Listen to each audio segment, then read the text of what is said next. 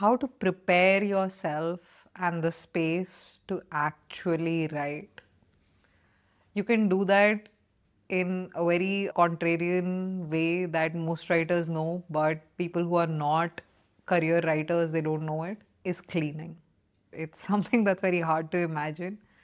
But before you have to write something, it makes a lot of sense to actually clean your surroundings, to clean the table, the study table, the set the bed, make everything around you as organized as possible. Make sure the desktop of your laptop has all organized folders, maybe some drawers, maybe clean the kitchen. I remember one of the authors, like an old British author, used to get her best ideas while doing the dishes, clean the bathroom, clean the air purifier, get some servicing done, like maybe get carpenter to like fix that broken hinge on the door, get the electrician fix the plumbing pipes.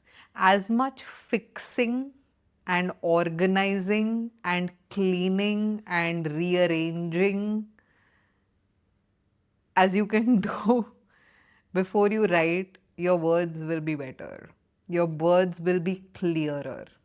When we write from a cluttered space, the thoughts are cluttered, the arguments don't flow, there's no clarity in the central message that you're trying to say.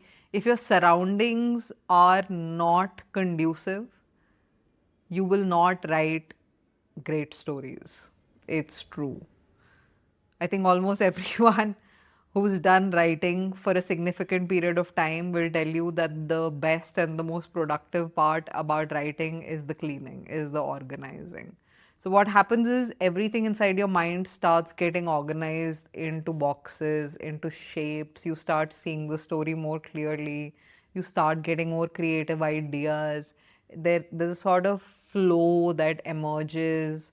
You get very clear about the headline. You somehow get a brainwave and you're like, okay, this is how I will start it. This will be the middle. This will be the end.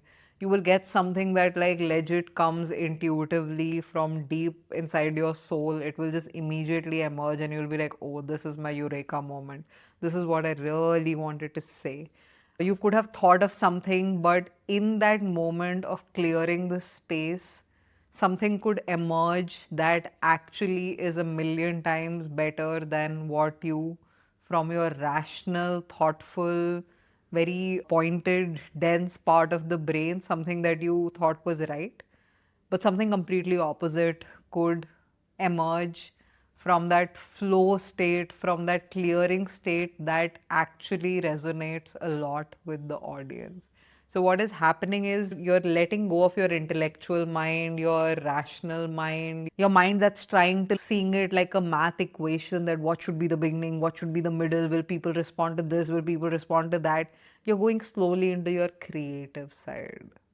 You're actually relaxing as a human being, and the more human you are, the more calm and settled and joyful and peaceful you are, the better you're able to connect with the audiences. It's just law. Thank you.